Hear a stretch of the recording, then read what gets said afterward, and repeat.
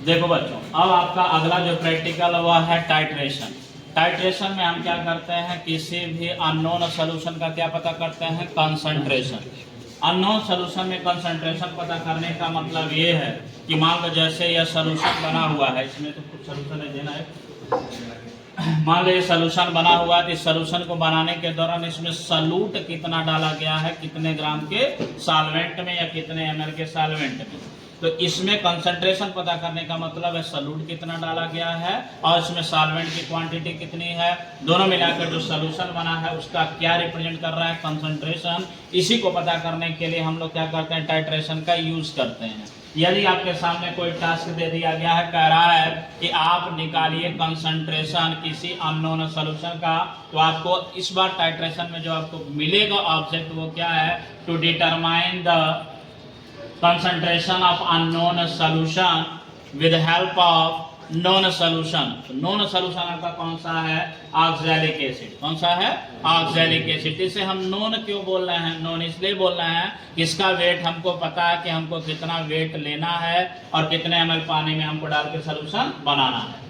एक बना बनाया सोल्यूशन, मान लीजिए फॉर एग्जांपल मैंने कहा यह मैंने आपको सोल्यूशन दे रखा है, आपको इसमें कुछ नहीं पता कि मैंने इसमें कितना सॉल्यूट डाला है, कितना वाटर में मिलाया है या इसका कंसंट्रेशन क्या है। तो इसी का कंसंट्रेशन पता करने के लिए आज का जो हम प्रैक्टिकल करने जा रहे हैं कौन सा है, टाइट्रेशन है। तो सबसे पहले टाइट्रेशन में करने के लिए हम जानेंगे कितने स्टेप में यह प्रैक्टिकल होता है, 2 स्टेप में प्रैक्टिकल होता है। पहला स्टेप क्या है आपका, वेइंग। क्या है, वेइंग है। दूसरा आपका क्या है, ऑब्जर्वेशन है या कर सकते हैं टाइट्रेशन है, जिसमें हम टाइट्रेट करके वॉल्यूम पता करते हैं कि कितना रिएक्शन में पार्टिसिपेट कर रहा है। तो वेइंग सबसे इसमें मेजर चीज होता है, जो बच्चों में सबसे ज्यादा प्रॉब्लम क्रिएट करती है, वो क्या है, वेइंग का है। तो वेइंग में सबसे पहले आपको मैंने कहा, आपने लास्ट वीडियो में देख लिया होगा कि लास्ट वीडियो में आपने देखा होगा कि यह जो बैलेंसिंग है, यह बैलेंस पहले यूज करने से पहले चेक कर लीजिए कि यह बैलेंस है कि नहीं है। तो सबसे पहले इसे में क्या हम चेक करते हैं, तो वो जो दिखाई दे रहा है प्लम लाइन या साहुल, हिंदी में क्या बोलते हैं,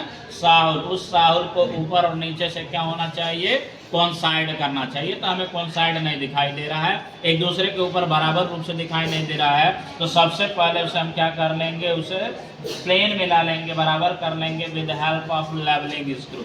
हम कैसे करेंगे, लेवलिंग स्क्रू से इसको हम पहले सेट कर लेंगे। अब देखो दूसरे को कोइंसाइड कर गया कि नहीं कर गया। पहले ये वाली जो लटक रही है और जो नीचे हुक बना है, दूसरा एक दूसरे के अलग अलग पोजीशन पे थे, लेकिन अब दूसरे को देखो, दूसरे को क्या करने लगे, कोइंसाइड करने लगे। यानी कि पहले यह बैलेंस नहीं था, प्लेन पर नहीं दिखाई दे रहा था, ऐसा लग रहा है इंक्लाइंड है। तो अगर वो इंक्लाइंड है तो ऊपर वाला साहुल कहीं और जा रहा है, नीचे का हुक फिक्स्ड है। उस चीज को देखकर हम क्या कर लेते हैं, हम ये बता पाते हैं कि यह बैलेंस प्लेन पर है कि नहीं है। अगर नहीं है तो इस स्क्रू मदद से या लेवलिंग स्क्रू की मदद से क्या कर लेते हैं, बैलेंस कर लेते हैं। ये बैलेंस हो गया। उसके बाद हम क्या करते हैं, ये जो पॉइंटर बीम से लगा या जो स्केल है, इसको हम एक्टिव मोड में लाते हैं। इसको आप क्या करिएगा, राइट घुमाइएगा। राइट घुमाने पर आपको क्या लग रहा है, पॉइंटर किधर की तरफ जा रहा है, बाएं तरफ जा रहा है। इसका मतलब बताइए क्या ये इसे यूज किया जा सकता है, अभी इसे अभी यूज नहीं किया जाता था। इसे यूज तभी कर सकते हैं जब ये पॉइंटर बीचों बीच में, इसे बीचों बीच में करने के लिए कल आपको मैंने दिखा दिया था, या आप वीडियो में देखे होंगे कैसे होता है। तो आपके पास यहाँ इस बैलेंस में 3 डोर होते हैं, राइट डोर, लेफ्ट डोर और फ्रंट डोर। गलती से भी फ्रंट डोर को मत ओपन करिएगा। फ्रंट डोर केवल देखने के लिए होता है, अगर कहीं कुछ गिर उड़ गया है तो साफ सफाई के लिए है, आपके यूज के लिए नहीं। आप जब भी केमिकल बैलेंस का यूज करेंगे तो कितने दरवाजे का यूज करेंगे, इन्हीं दोनों का यूज करेंगे। अब मैंने कहा जब मैं इसे एक्टिव मोड में लाया तो किधर भाग रहा है, इधर की तरफ। तो मैंने कहा इसको अगर बैलेंस करना है तो आप इस स्क्रू की मदद ले लीजिएगा।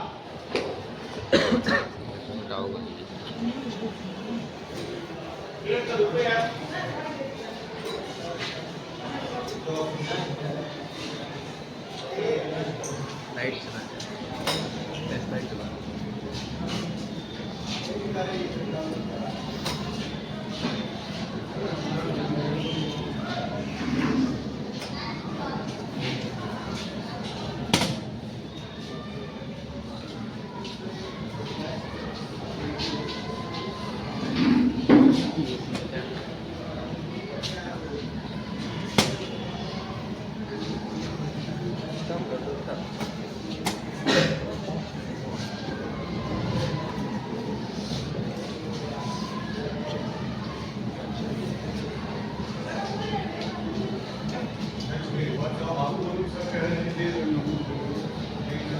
देखिए अब ऐसे मैंने इसे बैलेंस करने के लिए देखे होंगे आप लोग, इतने देर तक मैं स्क्रू को अप एंड डाउन कर रहा था, अंदर की तरफ या बाहर की तरफ निकाल रहा था।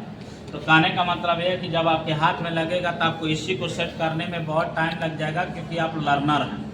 हम तो मान लो एज ए टीचर है तो हमने इसको घुमाया और सेट कर दिया, नॉर्मली जल्दी से क्या हो गया, सेट हो गया। आपको इसी पे प्रैक्टिस करना है कि पहले अब बैलेंस हो पा रहा है कि नहीं हो पा रहा है। तो दो कंडीशन, पहला तो वो जो है ना प्लम लाइन या साहुल जिसको कह रहे हैं, वो एक दूसरे को क्या होना चाहिए, कोइंसाइड।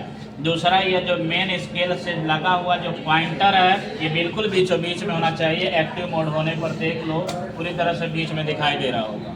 अभी ये किधर जा रहा था, राइट में भाग रहा था, लेफ्ट में भाग रहा था, अभी कहाँ दिखाई दे रहा है, बीचों बीच में दिखाई दे रहा। मान लीजिए आप रुकते था, कभी कभी हम बैलेंसिंग करते हैं तो ये रुकता नहीं है, ये कभी इधर भागेगा कभी इधर भागेगा।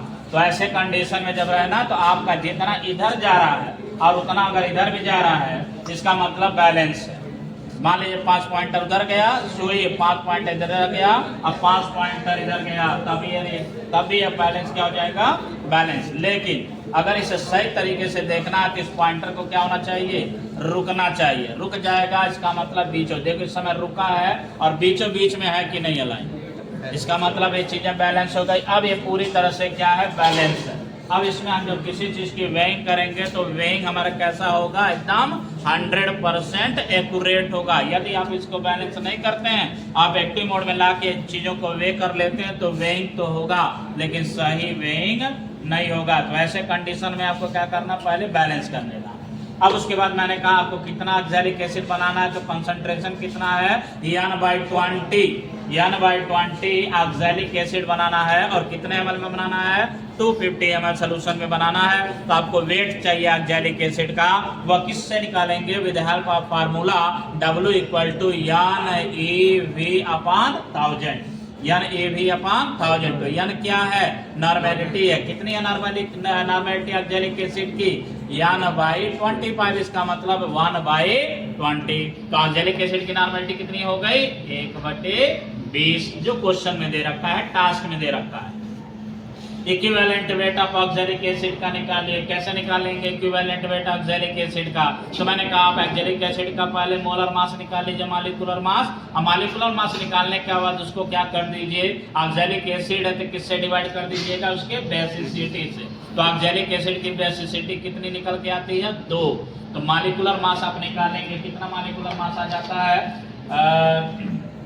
126। Molecular mass of oxalic acid निकल के कितना आएगा, 126। और उसको कितने से डिवाइड कर देंगे, 2 से डिवाइड कर देंगे तो टोटल कितना आ जाएगा, 63। यानी कि equivalent weight of oxalic acid कितना आ गया, 63 आ गया, ठीक है ना। अब 63 इक्विवेलेंट वेट आ गया। वॉल्यूम कितने आप वॉल्यूम में बनाएंगे, आप 250 ml सोल्यूशन में बनाएंगे, 250 ml, यानी कि वॉल्यूम कितना हो गया, 250 ml। तो देखिए मैंने कहा फार्मूला क्या, W = NeV, N का मान 1/25, E का मान 63, V का मान 250 बटे कितना करेंगे, 1000। जब आप इसको सॉल्व करेंगे या वैल्यू रखेंगे तो वैल्यू रखने के बाद देखिए कितना आ रहा है, 0.7875। देखिए यहाँ पर 63 हो गया, देखिए 1/20 हो गया, ये 63 है, ये 250 है, डिवाइडेड बाई 1000। अब उसके बाद इसको अगर हम सॉल्व कर लिए, कैलकुलेट कर लिए, कितना आ गया, 0.7875 ग्राम। यानी कि आपको कितना वेट करना है, ऑक्सैलिक एसिड कितना इससे वेट करना है, 0.7875, यानी कि डेसिमल के कितने पॉइंट तक वेट करना है, 4। बताइए, जो आप वेट बैलेंस का यूज करते हैं, डिजिटल बैलेंस का यूज करते हैं, उसमें डेसिमल के कितने पॉइंट का मेजरमेंट हो सकता है, 2 ये पॉइंट तक होता है। लेकिन हमें 4 पॉइंट तक करना था, आपको किस बैलेंस का प्रयोग करना पड़ेगा, मैकेनिकल बैलेंस, वेइंग बैलेंस का प्रयोग करना पड़ेगा। तो अब हम इससे क्या करें, वेइंग करेंगे। तो वेइंग कैसे किया जाता है, सबसे पहले आपको यह बात पता होना चाहिए कि ये वॉच ग्लास हम किधर रखेंगे, वॉच ग्लास लेते हैं और इस वॉच ग्लास में हम वेइंग करते हैं। तो सबसे पहले ये बात पता होनी चाहिए कि ये किधर रखते हैं और वेट किधर रखते हैं। तो ये वाला आप रखेंगे, वॉच ग्लास किधर रखेंगे, लेफ्ट पैन पर। किस पे रखेंगे, लेफ्ट साइड, लेफ्ट पैन पर। इसको पहले इनएक्टिव मोड में रखिएगा और फिर इसको लेफ्ट पैन पर रख दीजिए। इसको लेफ्ट पैन पर रखने के बाद अब इसका क्या लीजिएगा, वेट लीजिएगा। तो वेट लेने के लिए हमारे पास कितने वेट ऑपरेटर्स हैं? 2। एक तो हो गया आपका कौन सा, ये नॉर्मल वेट जिसे ग्राम वेट कहते हैं, और दूसरा कौन सा है, फ्रैक्शनल। ये कल के लेक्चर में मैंने बना रखा है, उसमें जाके देखिएगा इन दोनों का क्या मीनिंग है, क्या क्वेश्चन इनसे बनते हैं, आप ये देख लें। इन दोनों का यूज करते हुए हम क्या करेंगे, इस वाच ग्लास का क्या करेंगे, वेट करेंगे। अब वेट करेंगे तो देखो क्या होगा। अब इसमें मैंने निकाल लिया, मान लो 20 ग्राम निकाला। क्या निकाला? 20। और 20 ग्राम निकालने के बाद मैंने यहाँ से इस पर मैंने रख दिया, और रखने के बाद ये रख दिया, रखने के बाद इसे एक्टिव मोड में लाइए। देखिए क्या कहना चाह रहा है, क्या कहना चाह रहा है, वेट ज्यादा हो गया। इसका मतलब इससे भारी वेट रखें, किससे हल्का वेट रखें, हल्का वेट रखें। इसे निकालिए, और यह मैंने जो रखा है कितने ग्राम का है, 20 ग्राम का है। अब इसको मैंने हटा दिया। अब मैं इससे छोटा कौन सा रख, इससे छोटा कौन सा होता है, 10 ग्राम होता है। तो मैंने उठाया 10 ग्राम को रख दिया, और रखने के बाद फिर मैंने इसे एक्टिव मोड में लाया। देखिए अब क्या कहना चाह रहा है, अभी वॉच ग्लास का वेट भारी है, यानी कि वेट और हमें रखना पड़ेगा। चलिए अब मैंने कितना रख दिया, और 15 ग्राम 5 ग्राम। 10 के बाद कितना रख लिया, 5। उसके बाद हम देख रहे हैं एक्टिव मोड में ही है। अब देख रहे हैं कि अभी भी हमारा वेट क्या हो रहा है, कम पड़ रहा है। और देखिए अब कितना मैंने रख दिया, 2 ग्राम और मैंने रख दिया, कितना ग्राम हो गया, 17। फिर भी अभी कहाँ है, कहाँ है, वॉच ग्लास का वेट अभी भी ज्यादा है। फिर हमने 2 ग्राम और रख दिया, कितना हो गया, 19 रखने के बाद थोड़ा सा फ्लक्चुएट किया है। ऐसा लग रहा है कि मतलब 19 और 20 के बीच में इसका वेट हो सकता है, हो सकता है। तो हमने 19 रखा, 19 के बाद यदि ये 1 रखे तो देखो क्या हो रहा है, नीचे आ रहा है, ऊपर जा रहा है। इसका मतलब 20 का अगर बड़ा सा रखे तब भी क्या था, अगर 20 पूरा छोटे छोटे वेट में रख दे तब भी क्या हो गया, ज्यादा। तो हम क्या कर लेंगे, उसको निकाल लेंगे। क्या करेंगे, उसको निकाल लेंगे। तो पहले इसे इनएक्टिव मोड में करिएगा, और छोटे वाले को निकाल लीजिए।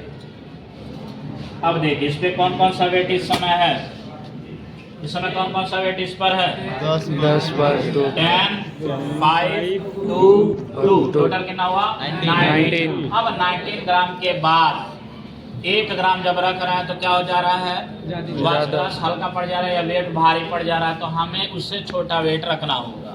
अब छोटा वेट रखने के लिए 1 ग्राम से छोटा तो यहाँ है ही नहीं, 1 ग्राम से छोटा है नहीं। ऐसे कंडीशन में क्या करना होगा, हमें दूसरे वेट बॉक्स पे जाना होगा। वो दूसरा जो वेट होता है इसे क्या कहते हैं, फ्रैक्शनल वेट बॉक्स। इस फ्रैक्शनल वेट बॉक्स में भी कुछ वेट होते हैं जिसका कॉन्फ़िगरेशन जैसे 50 20 20 10 5 2 2 1 है। सेम उसी तरह से इसमें भी कितना कितना होता है, 500 200 200 100 50 20 20 10 ये होता है। और इसके अलावा एक पतला सा ऐसा लगेगा तार टाइप का, लेकिन वो तार नहीं होता, उसे क्या कहते हैं, राइडर कहते हैं। क्या कहते हैं, राइडर कहते हैं। तो देखो यहाँ से अब इस छोटे वेट का, अगर 1 ग्राम से हमें छोटे वेट को लेना है तो हमें कौन सा वेट लेना होगा, फ्रैक्शनल लेना होगा। कौन सा लेना होगा, फ्रैक्शनल वेट लेना होगा। तो फ्रैक्शनल वेट में सबसे बड़ा जो वेट है वो कितना है, ये वाला है, और इसका वेट कितना है, 500 मिलीग्राम। कितना है, 500 मिलीग्राम। जबकि ये किसमें था, ग्राम में, ग्राम में। ये किसमें है, मिलीग्राम में। कैसे इसका एडिशन करते हैं, कैसे इसको जोड़ते हैं, ये मैं बाद में बताऊंगा। अभी वेइंग पर देखेंगे। अब इसको मैंने रखा 500। अब देखो 500 रखने से क्या बताने लगा, ज्यादा, अभी भी ज्यादा है। क्या ज्यादा है, वेट। देखिए ध्यान से देखिए, अभी भी ज्यादा, क्या अभी तक तो ये ज्यादा था, अब वेट ज्यादा हो गया है। आँख खोलिए और देखिए कैसे सिखाया जा रहा है, ऐसे थोड़ी ना होगा। इधर बढ़ गया वेट, इसका मतलब 500 नहीं रखा जा सकता। कि रखा जा सकता है, नहीं रखा जा सकता। तो हटा दीजिए 500 वाले को। अब 500 से छोटा कौन सा है, 200। तो पहले आप एक 200 का रखिए, फिर देखिए आप क्या कहना चाह रहा है। नहीं, अभी भी वेट आपका देखिए किधर है, पलड़ा किधर की तरफ झुका है, वेट वाले की तरफ। वेट के, इसका वेट ज्यादा है, इसका वेट कम है। इसका मतलब 100 भी सपोर्ट नहीं कर रहा, 100 भी नहीं ले रहा, 100 mg भी नहीं ले रहा, उससे छोटा ही 50। 100 से छोटा कौन सा हो गया, 50 mg। ये है 50। अब देखिए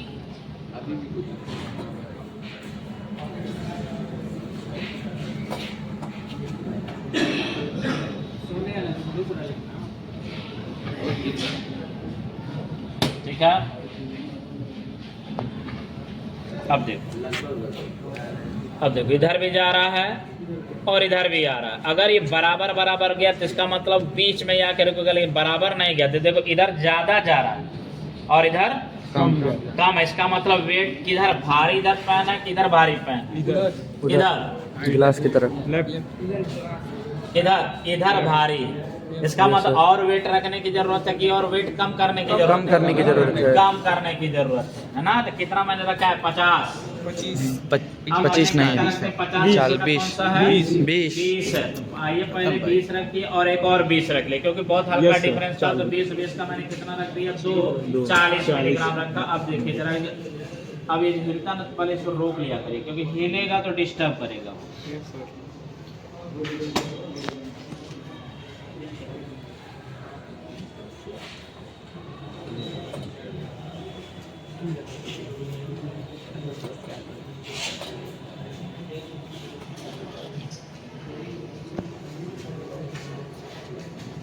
इतना इधर गया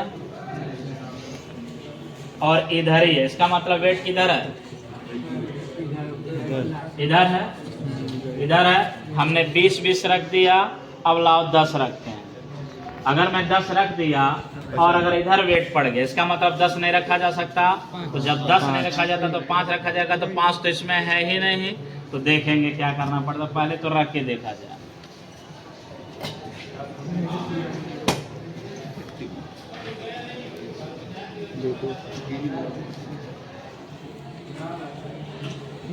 क्या कह रहा है, वेट ज़्यादा है। क्या कह रहा है, वेट ज़्यादा है। फ्रैक्शनल का वेट ज्यादा, वॉच ग्लास का वेट ज्यादा। देख लीजिए किधर है सुई, किधर किधर है सुई, इधर। देखिए नीचे वाला पॉइंटर किधर जा रहा है, इधर जा रहा है। इसका मतलब पलड़ा किधर झुका है, वॉच ग्लास की तरफ। इसका मतलब वॉच ग्लास का वेट ज्यादा है। जबकि जब वेट जो है तो दोनों बराबर होना चाहिए ना। तभी वेट और रखने की जरूरत है कि वेट हटाने की जरूरत है, हटाने की जरूरत है और रखने की जरूरत है। लेकिन 20 10 रखने के बाद, वो जो मैं 50 रखा था तो नहीं लिया, टुकड़ों में रखा। तो अभी भी क्या पड़ रहा है, कम पड़ रहा है। कोई बात नहीं, कम पड़ रहा तो हम रखेंगे। लेकिन अब 10 से छोटा वेट तो यहाँ पर है नहीं, है क्या 10 से छोटा? नहीं है। यही सबसे खतरनाक चीज, राइडर यही सबसे खतरनाक चीज है कि 10 मिलीग्राम से जब नीचे का वेट लेना होता है तो हम ऐसे कंडीशन में वेट किससे करते हैं, राइडर का प्रयोग करके करते हैं। तो ये राइडर का प्रयोग हम कैसे करते हैं, इसके लिए हम इसको इस पे नहीं रखते हैं, जो पैन है उस पैन पे नहीं रखते हैं। कहाँ रखते हैं, राइडर के हुक बना रहता है, उसे बोलते हैं राइडर हुक। ये है आपका राइडर हुक, ठीक है, दिखाई दे रहा है ये। तो ये बाहर और अंदर पूरा होता है। लेकिन आप इसको कहाँ करेंगे, पहले तो राइडर के हुक में, पहले तो आप इसे नीचे करिएगा, इनएक्टिव मोड में ले जाइएगा। और इस राइडर को, ये जो दोनों पांव दिखाई दे रहा है, कुछ ऐसे इसको ऐसे कर लीजिएगा जिससे जाके बीचों बीच ये स्टैंड करे। और ये राइडर हुक में जाके मैंने रख दिया, हो गया।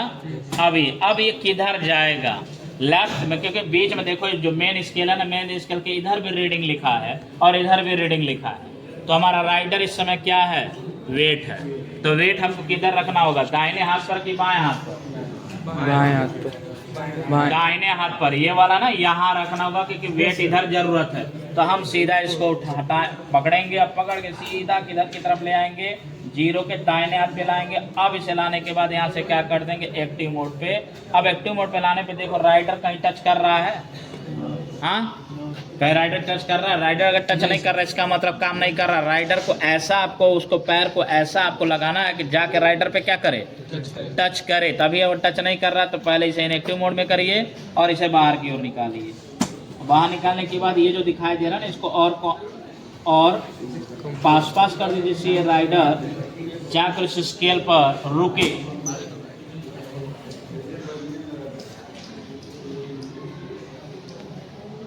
अब अभी भी नहीं लगा,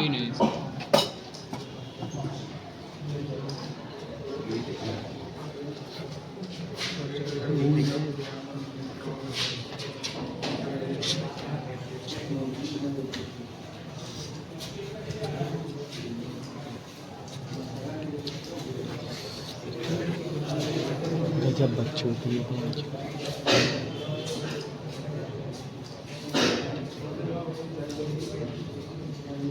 अब अब देखिए टच कर रहा है, यस सर, अब देखिए टच कर रहा है। Yes sir. टच करने के बाद अब पॉइंटर देखिए, एक बार पॉइंटर अभी, किधर जा रहा है, ग्लास की तरफ। इधर की तरफ जा रहा है। इसका मतलब वेट इधर ज़्यादा हो चुका है, और जब ज़्यादा हो गया तो राइडर और बाहर की तरफ ले जाए कि और अंदर की तरफ ले जाए, बाहर की तरफ। बाहर की तरफ। जब बाहर की तरफ ले जाएंगे तो, और जब बाहर चले जाएंगे तो दबेगा तो और भारी होता जाएगा। ये आप लोग इसलिए नहीं समझ में आ रहा ना कि पहला लेक्चर आपने हमारा देखा ही नहीं है। आपको कौन सा चीज़ बाहर ले जाना, कौन सा अंदर ले जाना है, ये आपको पता ही नहीं है। तो आपको इसको अंदर ले जाना, जब अंदर ले जाएंगे तो इसका वेट ऊपर की ओर भागेगा, बाहर ले जाएंगे तो नीचे की तरफ भागेगा। तो इसे आप और अंदर ले जाएंगे, इसे पहले डाउन करेंगे, डाउन करने के बाद इसे और अंदर ले जाएंगे। लेकिन जीरो को उधर नहीं जाना चाहिए, जीरो है ना बीच में, यस सर। जीरो किधर नहीं जाना चाहिए, इधर ही रहना चाहिए। तो अब इसे यहाँ पर लेकर यहाँ कुछ नहीं पता है,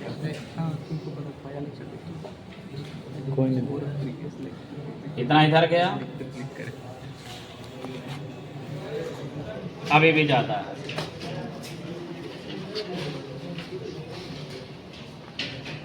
अब देखिए बैलेंस पूरी तरह से बीच में लाइन आ चुका कि नहीं आ चुका। यस। अब आपको यही रीडिंग सबसे इम्पोर्टेंट रीडिंग है कि आपको ये पता चल गया है कि हमें इस केमिकल बैलेंस से डेसिमल के कितने पॉइंट तक हमें कैलकुलेट करना है, 4। क्या हो रहा है, तो मैंने कहा सबसे पहले आपने कौन सा वेट रखा, ग्राम वेट। ग्राम। उसके बाद आपने क्या रख दिया, मिलीग्राम वेट। मिलीग्राम वेट रख दिया। मिलीग्राम वेट में जब 10 मिलीग्राम से नीचे गए तो हमने कहा अब इससे नीचे का वेट हम वेट से नहीं ले सकते, किससे लेंगे, राइडर से लेंगे। तो राइडर को हम राइडर के स्केल पर ले गए, तो आप देख रहे हैं 2 तरह की रीडिंग दिखाई दे रही है, जीरो के दाहिने हाथ पर और जीरो के बाएं।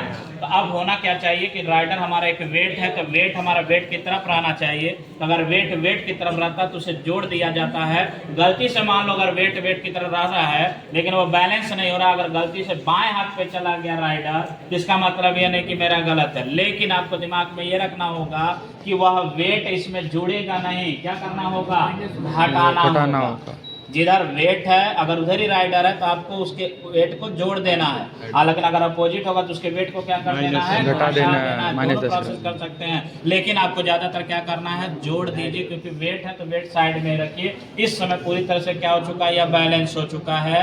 अब इसके बाद हम ऑक्सैलिक एसिड का जो वेट है कितना ग्राम, 0.7875 ग्राम हमें वेट लेना है। तो सबसे पहले आप क्या करिएगा, इसे इनएक्टिव मोड एकदम बराबर हो चुका है, बराबर हो चुका है ना। अब इसे आप इनएक्टिव मोड कर दीजिए, ऐसे ओपन करिए। अब आपको क्या करना है, मान लीजिए फ्रैक्शनल वेट बॉक्स में वेट बराबर नहीं मिलता तो किसी दूसरे के फ्रैक्शनल वेट बॉक्स का मदद ले लीजिए और पहले से यह कैलकुलेट कर लीजिए इसमें कौन कौन सा वेट लें। हम 0.7875 ये हम वेट कैसे लें, तो मैंने कहा चलो अगर लेना है 0.7 तो 0.7 का मतलब हो गया 500 मिलीग्राम और कितना मिलीग्राम, यानी कि 700 मिलीग्राम को जरा ग्राम में कन्वर्ट करो, कितना ग्राम हुआ,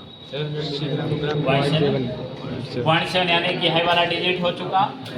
अब ये वाला डिजिट उठाना, ये वाला क्या क्या उठाए, 50 हमारे पास नहीं है, इसे निकालो 50 नहीं है तो किसी दूसरे के निकाल लेना 50, छोटा सा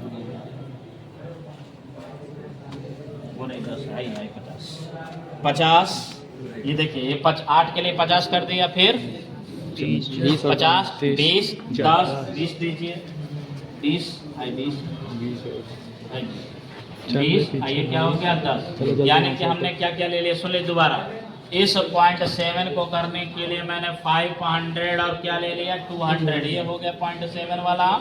8 ये 8 वाला पॉइंट लेने के लिए हमें क्या क्या लेना पड़ेगा, 50 mg 20 mg और 10 mg, कितना हो गया 8 वाला डिजिट आ गया। अब ने इसको क्या क्या इस पे रख दिया,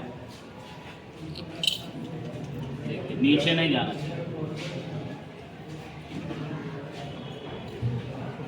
ये रखने के बाद इसको मैंने क्या कर दिया, एक्टिव मोड कर दिया, हो गया।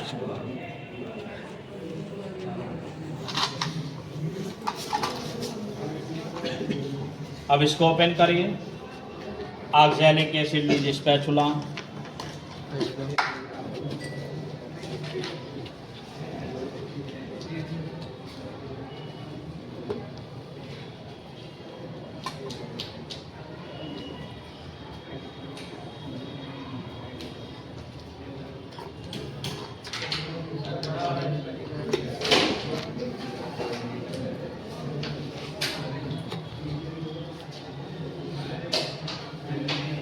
ज़्यादा हो गया?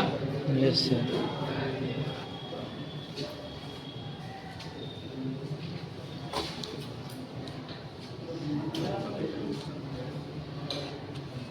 क्या करें? इसको और डालें क्या और निकालें? डालिए।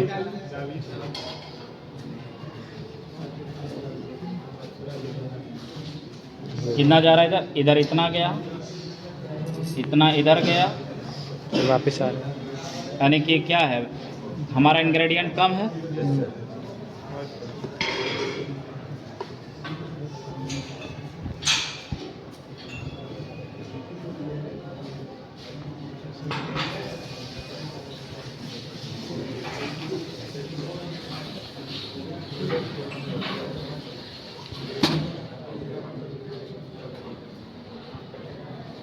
देख, एकदम देख लीजिए, दिखाई दे रहा है? एकदम बीचों बीच में आ चुका है वह। इसका मतलब ये कितना कितना ग्राम हो गया हमारा? 0.78 ग्राम ऑक्सैलिक एसिड। इस ऑक्सैलिक एसिड को अब क्या करेंगे? निकालेंगे, और निकालने के बाद इसी ऑक्सैलिक एसिड का 250 ml सोल्यूशन बनाना है। उसके लिए आप क्या ले लेंगे? मेजरिंग फ्लास्क ले लेंगे। क्या ले लेंगे? Measuring flask. इस मेजरिंग फ्लास्क में ये कैप है और इस मेजरिंग फ्लास्क पे अमाउंट लिखा है कितना? 250। तो अब इसे ऐड करने के लिए क्या करिएगा? ये ले लीजिएगा फनल, ये असेंबली है। इसके बाद ये जो आया है इसे आप लोग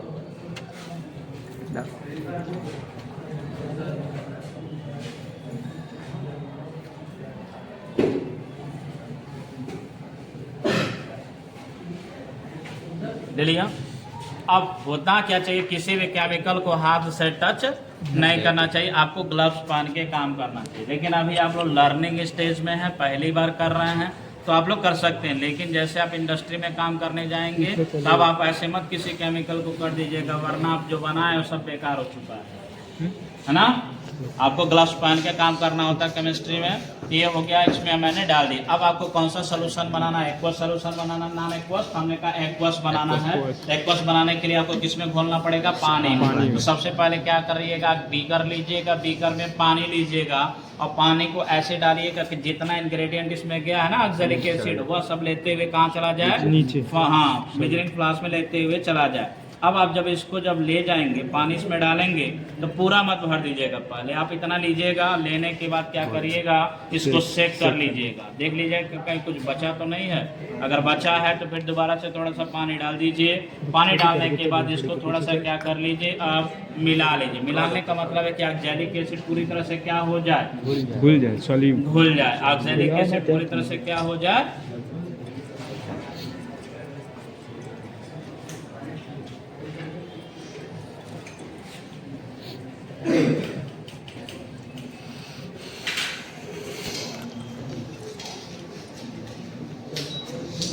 खुल गया है। थोड़ा सा और है, तो आप क्या करिए? थोड़ा सा और वाटर ले लीजिए।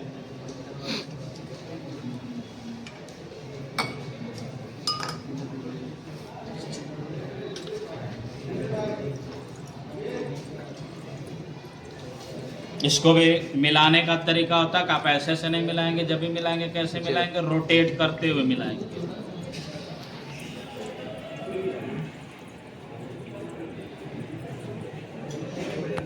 देख, घुल गया ये। अब घुलने के बाद हमें कितना ml सोल्यूशन बनाना है? 250। क्या ये 250 हो चुका है? नहीं। अब इसको क्या करते हैं? वॉल्यूम मेकअप कर लेते हैं। कितना वॉल्यूम मेकअप कर लेते हैं? जितना ये लिखा है। कितना लिखा है? 250। इसी 250 देखो यहाँ तक ये 250 नहीं है, यहाँ पर एक लाइन बना है, लाइन दिखाई दे रहा है। यह लाइन ये बता रहा है कि यहीं तक है 250, इसके ऊपर मत कर दीजिएगा। तो आप इसको क्या करिएगा? पकड़िएगा और इसे लीजिएगा इस तरह से, इसके बिल्कुल वाल से पानी जाए नीचे, तो ये जाता है देखो ऐसे जा रहा वाल से, एकदम कहीं कोई डिस्टरबेंस नहीं, बिल्कुल स्मूथ जा रहा है।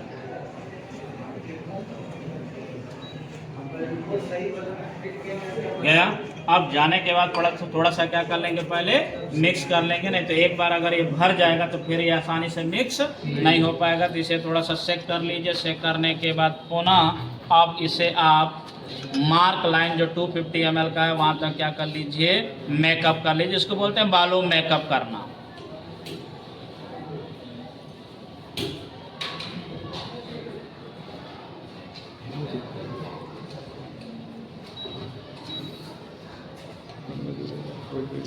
पानी दो।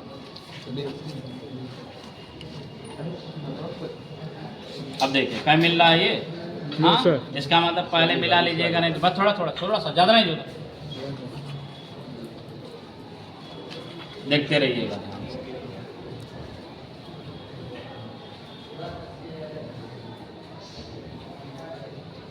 बस बस हो गया। अब ये इसमें भी बहुत कभी कभी एग्जामिनर ये भी क्वेश्चन पूछ देते हैं कि आप जब ये देखेंगे तो पानी का कर्व दिखाई देता है कि बिल्कुल सीधा है, कर्व है। कर्व। कौन सा मेनिस्कस देखेंगे, अपर मेनिस्कस देखेंगे इस लाइन के बराबर कि लोअर मेनिस्कस देखेंगे? तो आप आंसर देंगे सर इस कर्व का लोअर मेनिस्कस देखें, यानी कि लोअर मेनिस्कस इस लाइन को मैच कर गया है तो वह 50 है। ऊपर वाली जो लाइन है अगर थोड़ा ऊपर भी है तो चलेगा, क्योंकि लोअर मेनिस्कस इसका क्या है, कर्व है, तो लोअर मेनिस्कस इसके साथ क्या होना चाहिए, मिलना चाहिए। तो लोअर मेनिस्कस इस मार्क लाइन से मिल जाता है, इसका मतलब इस पे लिखा हुआ बालून 250 ml क्या हो चुका है, मेकअप हो चुका है। इस समय हमारा यह सोल्यूशन कौन सा बन गया है, ऑक्सैलिक एसिड। ऑक्सैलिक एसिड का क्लियर एंड ट्रांसपेरेंट सोल्यूशन यह बन गया है। ये जो क्लियर और ट्रांसपेरेंट सोल्यूशन बना है, अगर आपसे पूछा जाए कितने कंसंट्रेशन का है तो क्या बताओगे, 250 ml। कितने कंसंट्रेशन का है, 1/20 यही बनाए हैं। Yes, अभी जो sir। मैंने कैलकुलेशन आपको दिखाया, देखिए इसमें कंसंट्रेशन नॉर्मेलिटी का कितना लिया गया है, 1/20। नॉर्मेलिटी अब ये सोल्यूशन बना के रख दिया गया। इस पे मान लीजिए हमने मार्क कर दिया,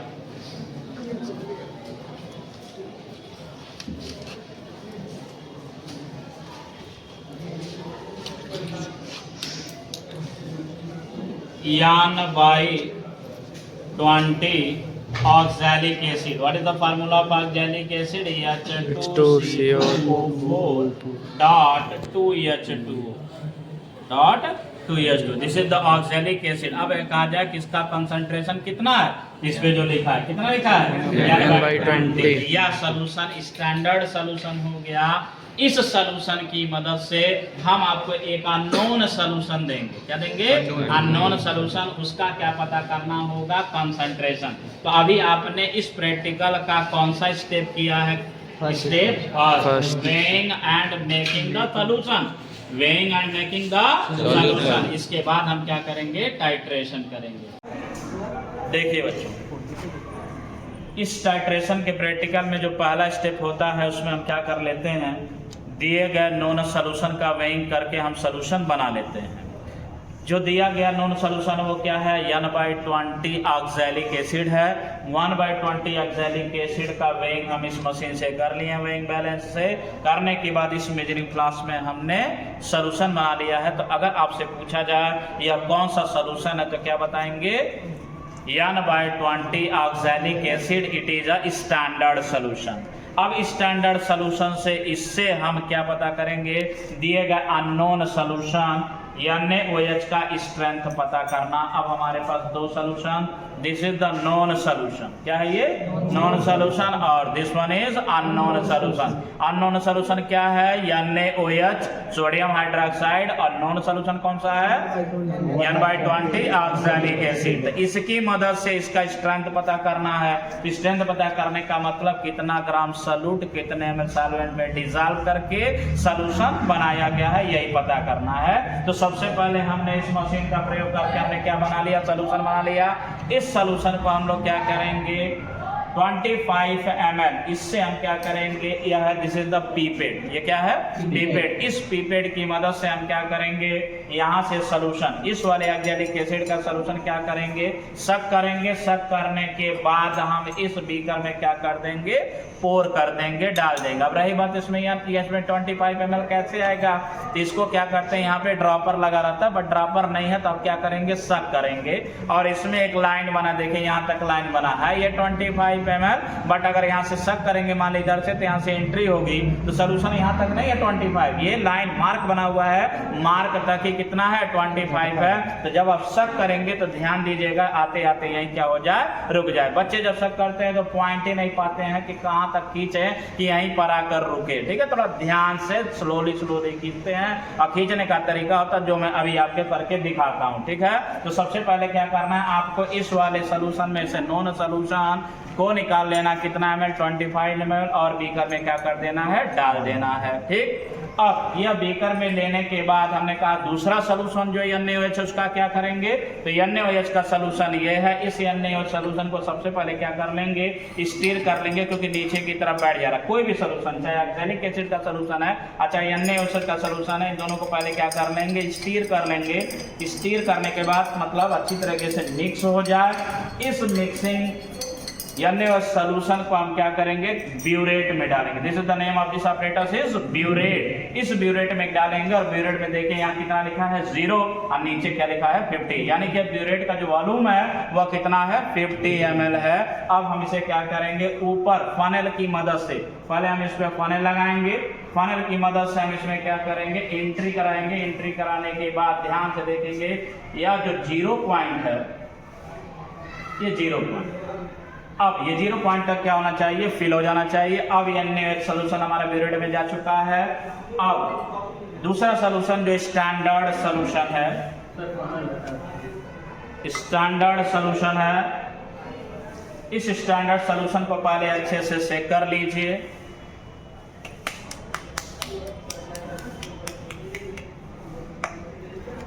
सेक करने के बाद इसे बीकर में थोड़ा सा ट्रांसफर कर लीजिए।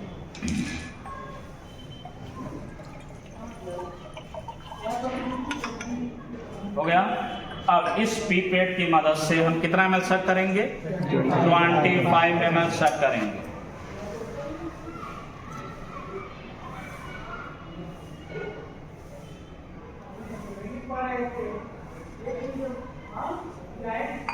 अब देखिए नीचे नहीं गिरेगा, क्यों नहीं गिरेगा, क्योंकि ऊपर मैंने क्या कर दिया, कैप कर दिया। जब आप खींचेंगे अगर गलती से छूट गया तो नीचे जाने लगेगा, तो आप तुरंत क्या कर लीजिएगा, कैच करेंगे। देखिए जहाँ मार्क है वहां तक मैंने क्या कर लिया, ले लिया। अब इसे क्या करेंगे हम लोग, इस कॉनिकल फ्लास्क में, the name of this apparatus is conical apparatus. इस कॉनिकल ऑपरेटस में इस स्टैंडर्ड सोल्यूशन ऑक्सैलिक एसिड को क्या कर दिया, ट्रांसफर कर दिया। ट्रांसफर कैसे करेंगे, आराम से बिल्कुल करेंगे। लास्ट में जब बचेगा तो एक बार आप लोग इसे क्या कर दीजिए, फूंक से इसको, एक ड्रॉप भी बचना नहीं चाहिए, सारा कुछ इसमें जाना चाहिए। अब जाने के बाद हम क्या करेंगे, टाइट्रेशन करेंगे इस सोल्यूशन को। ये कौन सा सोल्यूशन है, NaOH, ये कौन सा है, ऑक्सैलिक एसिड। किस सोल्यूशन का स्ट्रेंथ हमको पता करना है, NaOH। तो अब पहले डायरेक्ट स्ट्रेंथ नहीं पता चलेगा, पहले हमें क्या पता करना होगा, वॉल्यूम, कि किस वॉल्यूम पर जाकर यह दोनों आपस में क्या कर रहे हैं, रिएक्ट कर रहे हैं। तो देखिए कभी कभी जब हम टाइट्रेशन करेंगे तो ये आपस में मिक्स होने के बाद यह नहीं बता पाएगा ये रिएक्शन कंप्लीट हुआ कि नहीं हुआ। कुछ क्या करेगा, कलर बदलने पे ही तुरंत क्या कर देगा, बता देगा।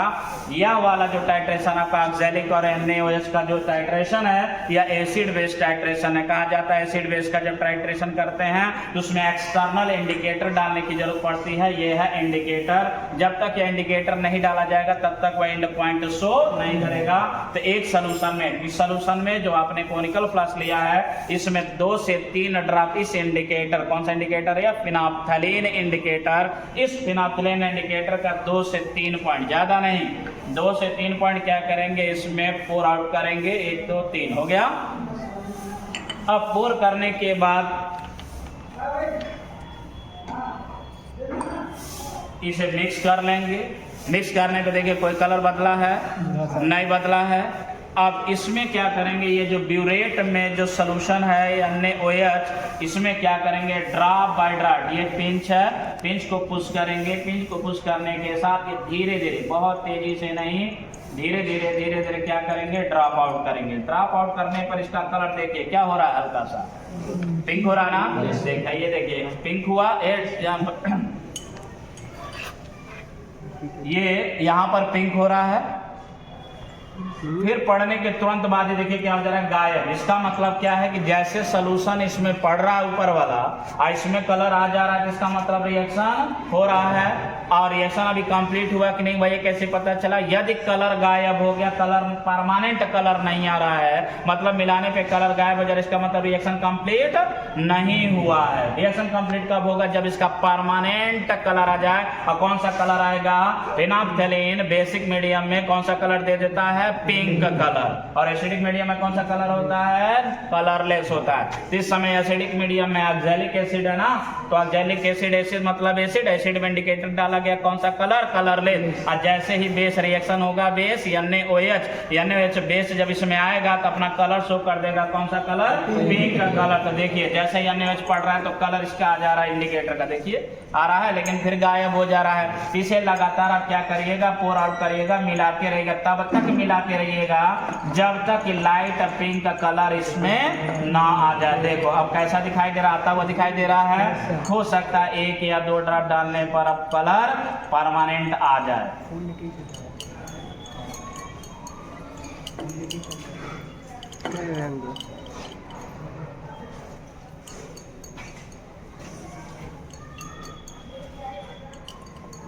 अब लग रहा है कि यह परमानेंट। देखो अब हल्का सा एक ड्रॉप भी पड़ रहा है तो कलर कैसा आ रहा है? ज्यादा आ रहा है। Yes, sir.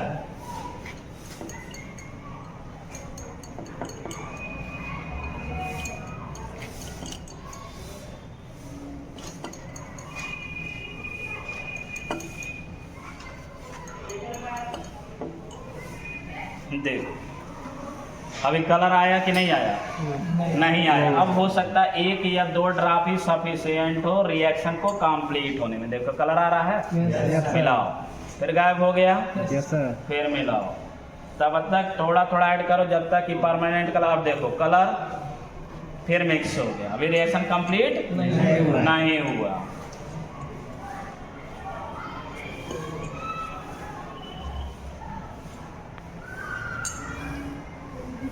अब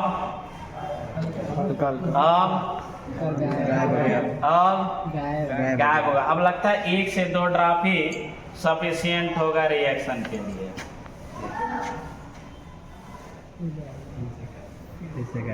देखिए, देखते रहिए, देखिए गायब हो रहा है। गायब हो रहा है। लाइट पिंक कलर हल्का से, यानी कि 1 या 2 ड्रॉप लगता है कि और पड़ेगा इससे ज्यादा इसमें। अब देखिए अब कितना भी घुमाइए इसका कलर अब जाएगा नहीं। देखिए जा रहा है। कैसा कलर आ गया? Light pink, not pink, light pink colour आ गया।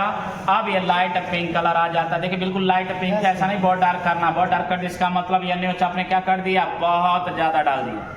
तो आपको जैसे लाइट पिंक, देखिए लाइट पिंक कलर गायब नहीं हो रहा है, गायब हो रहा है। देखिए जब परमानेंट पिंक कलर आ गया इसका मतलब रिएक्शन क्या हो चुका है? कंप्लीट हो चुका है। और यह अब यहाँ से हमें क्या पता चलेगा, क्या करने वाले हैं? तो हमने कहा कि यह स्टैंडर्ड सोल्यूशन का कंसंट्रेशन हमको पता है कितना है, 1/20 है। 1/1/N/20 है ना। N/20 को मतलब 1/20 भी कर सकते हैं, 1/20 कर सकते हैं, लेकिन इसका नहीं मुझे पता है। तो अब इसका वॉल्यूम देखिए कितना वॉल्यूम, यहाँ कितना है? 0 है। और यहाँ कितना आ गया? 36.6। देखिए लोअर मेनिस्कस इस सोल्यूशन का कहाँ है?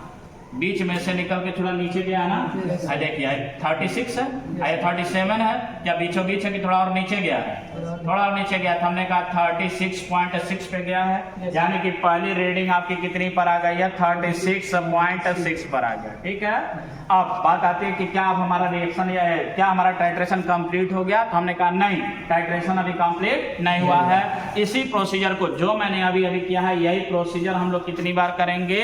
कम से कम 3 बार करेंगे। कम से कम 3 बार। वो भी 3 बार क्यों करेंगे? करने के लिए तो हम 10 बार करते हैं, 20 बार करते हैं। कितना ml मैंने बनाया था? 250, 250 ml।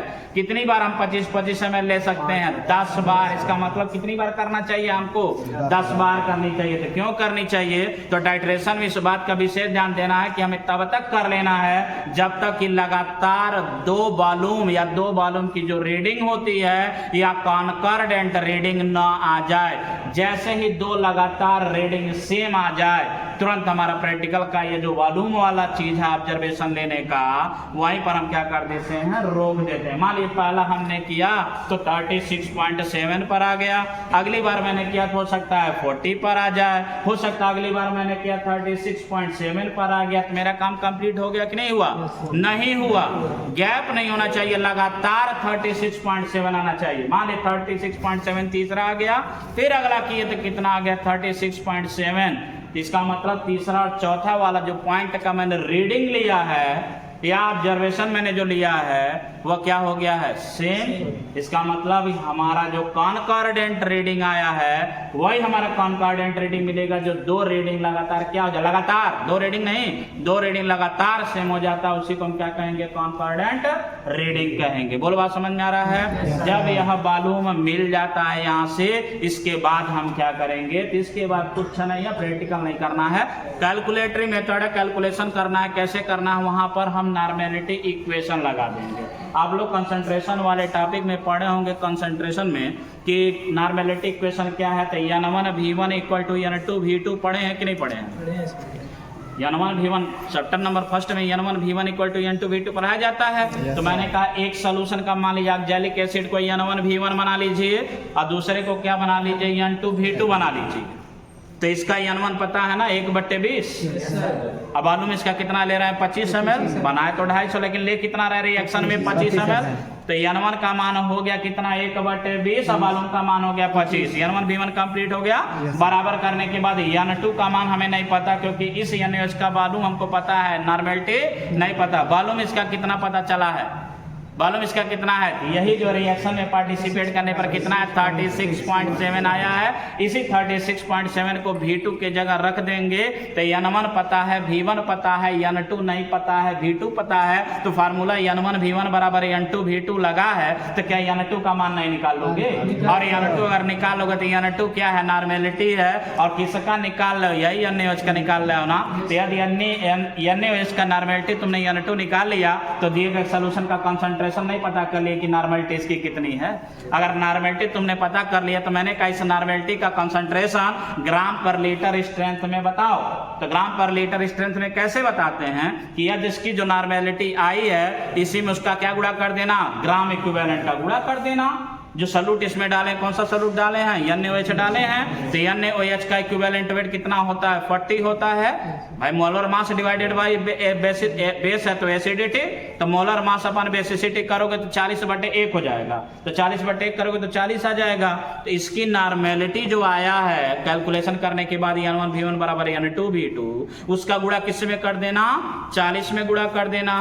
तो अब इसका मान किस में बताएगा, ग्राम पर लीटर में। मतलब 1 लीटर के पानी में कितना हमने NaOH डाला है, ये पता चल जाएगा कि नहीं पता चल जाएगा। यानी कि मैंने तुम्हें नहीं बताया कि मैंने इसमें क्या क्या डाला है, लेकिन तुमने प्रैक्टिकल करने के बाद यह बात पता कर लिए कि यह जो सोल्यूशन मेरे सामने पड़ा हुआ है, इसमें कितना ग्राम सॉल्यूट, कितने ml सॉल्वेंट में पड़ा हुआ है। इसे ही पता करने को हम लोग क्या कहते हैं कि दिए गए अननोन सॉल्यूशन का क्या पता कर लिया, कंसंट्रेशन पता कर लिया। तो कंसंट्रेशन 2 पैरामीटर में हम फाइंड आउट कर रहे हैं। पहला किसमें, नॉर्मेलिटी में, और दूसरा क्यों किसमें कन्वर्ट कर ले रहे हैं, ग्राम पर लीटर में। इसी के साथ यह जब हम ग्राम पर लीटर में स्ट्रेंथ निकाल लेते हैं, तो दिए गए प्रैक्टिकल का पूरा हम लोग फाइनल जो रिजल्ट होता है वो हम क्या कर लेते हैं, निकाल लेते हैं। और फाइनल रिजल्ट क्या है कि दिए गए अननोन सॉल्यूशन का कंसंट्रेशन पता करना, जो कि ग्राम पर लीटर में क्या हो चुका है, निकल चुका है। बोल बात समझ में आ रहा है? तो हमने कहा यह acid base indicator, acid base indicator में एसिड बेस अगर